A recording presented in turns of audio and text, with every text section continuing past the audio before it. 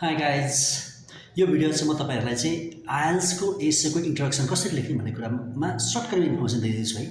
First of all एसेको topic there is already usually TOEFL IELTS PT स्याटको चाहिँ essay topic चाहिँ single sentence भन्दा पनि दुईटा तीनटा सेन्टेन्सहरूको हुन्छ, लेन्दी हुन्छ र टपिकले भन्न खोजेको कुरा के तपाईँले बुझ्नुपर्ने हुन्छ। So what you are suppose to first thing is just paraphrase restate the topic. दिएको एसे टपिकले तपाईँले रिस्टेट गर्नुहोस्, प्याराफ्रेज गर्नुहोस्, आफ्नो तरिकाले लेख्नुहोस्। You can even write 1 or 2 sentence on the topic.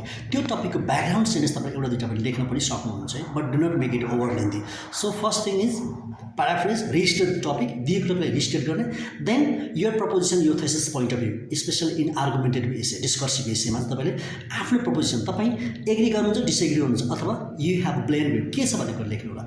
And third one preview the essay, what you are going to mention in this essay or what this essay will discuss about. तीनटा कुरा, paraphrase the topic, write to thesis statement, your proposition, view point, stand point, the last one is preview.